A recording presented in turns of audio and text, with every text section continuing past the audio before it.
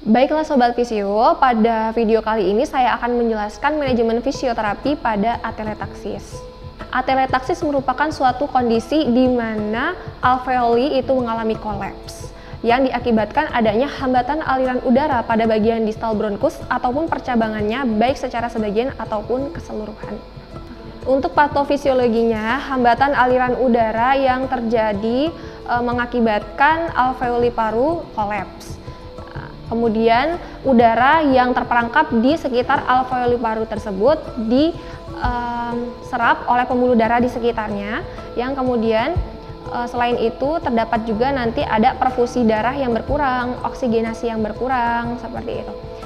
Dan kemudian transudasi cairan juga dapat terjadi.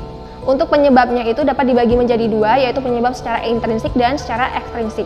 Yang penyebab secara intrinsik itu dapat terjadi karena adanya sumbatan dalam lumen bronkus, di mana hal ini juga dapat terjadi akibat adanya tumor bronkus ataupun TB endobronkial. Nah, kemudian untuk penyebab secara ekstrinsiknya itu dapat terjadi karena adanya penekanan bronkus dari luar lumen, di mana tumor yang berada di luar lumen bronkus itu menekan bronkus dari luar.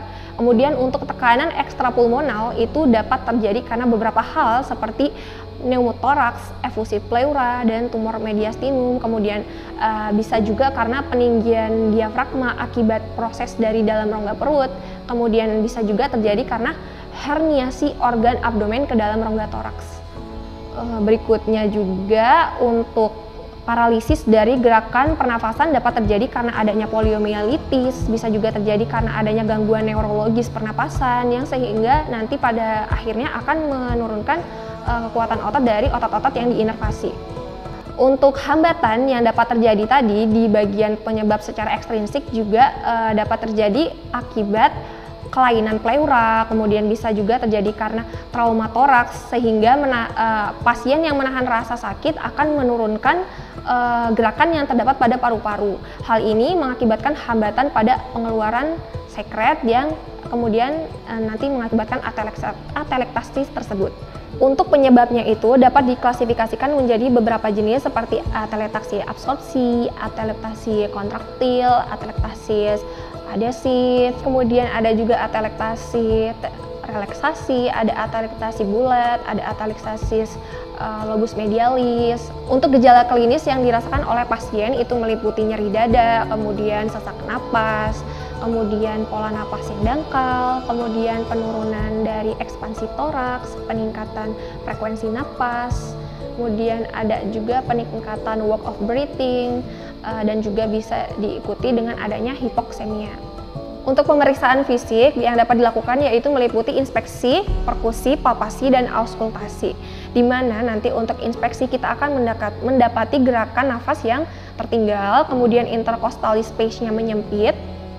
Sama dengan halnya inspeksi, di palpasi kita juga dapat mendapati gerakan nafas yang tertinggal, kemudian intercostal space-nya juga menyempit, kemudian fremitus rabanya menurun. Kemudian untuk di perkusi kita akan mendapati pasien itu redup, suaranya itu redup atau normal, di mana nanti jika diikuti dengan emphysema juga kita dapat mendapati di mana diafragmanya itu di sisi yang atelektasis itu meninggi. Untuk auskultasi itu nanti kita akan mendapati suara nafas dan suara percakapan itu menurun pada sisi yang atelektasis. Kemudian untuk melakukan diagnosis kita itu dapat berdasarkan dari gejala klinis, kemudian pemeriksaan fisik yang sebelumnya telah dilakukan. Nah, kemudian juga dapat kita ketahui juga dari hasil radiologi, kemudian juga hasil bronkoskopi ataupun hasil bronkografi, kemudian untuk tanda-tanda loss of lung volume juga. Untuk beberapa ciri umum dari loss of lung volume yang dapat kita amati, yaitu meliputi pergeseran dari mediastinum, kemudian elevasi diafragma, di mana nanti di bagian yang mengalami atelektasis yang akan mengalami elevasi, kemudian ada juga dropping of shoulder, di mana yang akan turun, shoulder yang turun itu adalah pada shoulder yang mengalami atelektasis. Kemudian ada juga tadi seperti yang kita dapati di pemeriksaan sebelumnya, yaitu penyempitan pada intercostal space. Kemudian selain dari ciri umum dari loss of lung volume tadi, kita juga dapat mendapati di mana adanya perpindahan dari posisi fisura paru, kemudian ada juga pergeseran dari hilus paru, kemudian juga ada hemitoraks yang menjadi asimetris. Untuk faktor risiko yang dapat mengakibatkan atelektaksis itu dapat meliputi pembiusan atau anestesia, kemudian pembedahan, kemudian tirah baring dalam jangka waktu yang lama tanpa perubahan posisi secara berkala, kemudian adanya pernafasan yang dangkal, kemudian juga ada penyakit pada paru-paru pasien. Adapun manajemen fisioterapi yang dapat diberikan pada kasus ini dapat meliputi breathing exercise, kemudian ada positioning dan early mobilization. Salah satu manajemen fisioterapi yang dapat dilakukan adalah dengan menggunakan breathing exercise, di mana breathing exercise yang dapat dilakukan itu adalah dengan menggunakan diaphragmatic breathing. Nah, diaphragmatic breathing yang akan diberikan kepada pasien ini fungsinya adalah untuk salah satunya untuk menurunkan sesak napas yang ada, kemudian juga untuk meningkatkan dari kekuatan otot-otot pernafasan yang sebelumnya diketahui itu mengalami penurunan kekuatan otot. Oke, yang pertama salah satu tangan pasien diletakkan di atas abdomen dan yang salah satu tangannya itu di atas diafragma, dan kemudian posisi kepala dari pasien itu mengarah ke arah yang sebaliknya dari fisioterapis, tidak berhadapan dengan fisioterapis. Nah, kemudian pasien diminta untuk menarik napas dalam, kemudian mengembungkan perutnya dikembungkan, kemudian meniup napas atau menghembuskan nafas melalui mulut secara perlahan. Oke, jadi ibu sekarang tarik nafas dalam-dalam, ibu kembungkan perutnya, iya, oke. Sekarang keluarkan atau hembuskan lewat mulut ibu. Oke. Seperti itu untuk diaphragmatic breathing exercise. Jadi salah satu teknik dari breathing exercise berikutnya adalah push lip breathing, di mana push lip breathing ini berfungsi untuk meningkatkan kemampuan inspirasi dari pasien.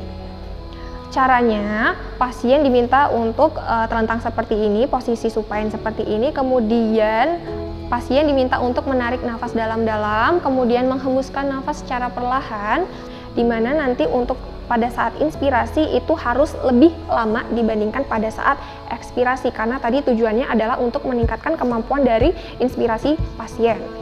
Oke, sekarang tarik nafas dalam-dalam ibu. Oke, tarik nafas, sekarang hembuskan secara perlahan. Oke, ya. Oke, jadi catatannya tadi adalah di mana inspirasi itu harus lebih lama dibandingkan pada saat ekspirasi. Oke, jadi salah satu manajemen fisioterapi yang dapat diberikan adalah positioning, seperti miring ke kanan ataupun miring ke kiri. Jadi posisi pasiennya kita miringkan ke salah satu sisi, miring ke kanan, seperti ini. 1, 2, 3. Oke. Nah, ini miring ke salah satu sisi. Hal ini juga dapat dilakukan ke salah satu sisi berikutnya.